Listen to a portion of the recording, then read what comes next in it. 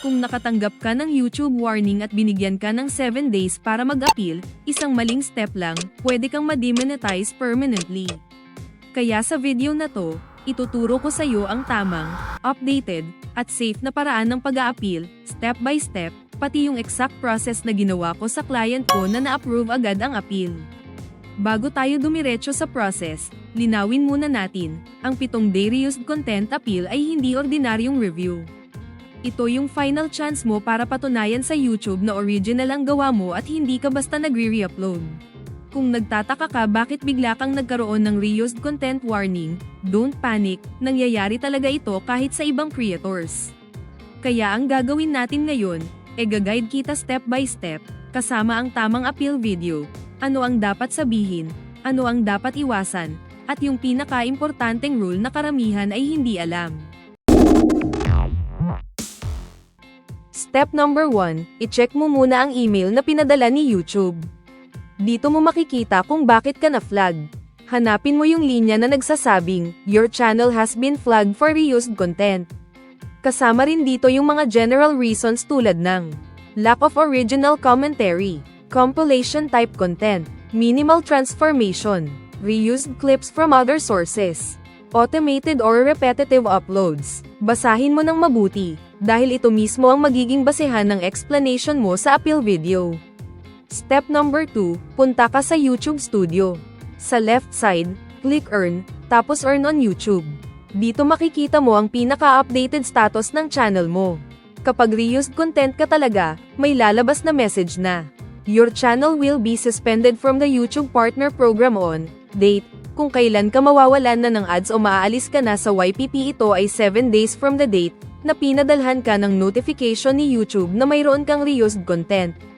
At dito rin makikita ang appeal button. Kapag meron nito, ibig sabihin open na ang appeal window mo, meaning bago ka suspend ni YouTube sa monetization mo, binibigyan ka niya ng 7 days para makapag-appeal. Step number 3, gagawa na tayo ng appeal video. Ito ang pinaka-importanteng part ng buong proseso. At dapat naka-English language ang appeal video mo. Required ito para mas madaling maintindihan ng reviewer ng YouTube. Suggested structure, English appeal video. 1. Introduction. Hi YouTube team, my name is, name, the owner of, channel name. 2. State the issue clearly. I received a reused content warning on, date. 3. Show proof of originality. This is the most important part. You may show editing timeline, raw clips, original footage, your voiceover files, scripts that you created, project files, behind-the-scenes work, permission or licensed materials, if any. 4. Explain your transformation. Tell them clearly what you added, tutorials, commentary, analysis, education, narration, edit, or creative work. 5. Assure compliance moving forward. I will continue to follow YouTube's rules and ensure all my videos contain original, transformative content. 6. Polite closing. Thank you YouTube team for reviewing my appeal. Keep it clear, English, respectful, and 1 to 3 minutes only. Step number 4, i-upload mo na ang appeal video. Dapat ang visibility ay unlisted. Hindi pwedeng public, hindi pwedeng private. Pagka-upload, copy ang URL link ng unlisted appeal video. Then, ito ang ilalagay mo sa appeal form. Paano kuhain ang URL link ng appeal video na nai-upload mo? Pumunta sa Content tab sa iyong YouTube Studio. Open ang video appeal, then sa right side, sa video link, pindutin ang copy icon na ito. Step number 5. Kapag na-copy na ang link, pumunta naman sa Earn tab, Earn on YouTube. I-click ang appeal button.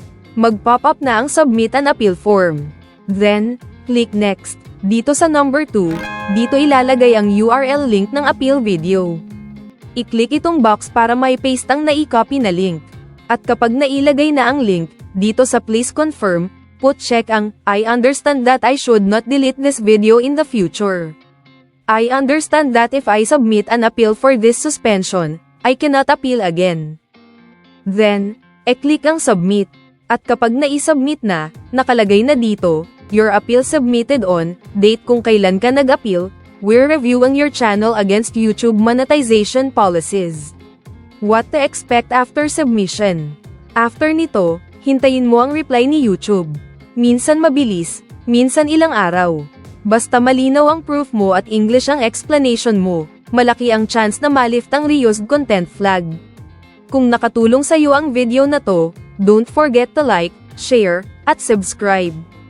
At kung may tanong ka pa tungkol sa YouTube policies, comment mo lang sa baba, ituturo ko pa sa iyo ang mga updated processes na kailangan ng mga creators ngayon. This is Pearl of Diyos sa Pearl Vlogs, and I'll help you protect your monetization and grow your YouTube channel. See you on the next video. God bless us all, bye-bye. Subscribe now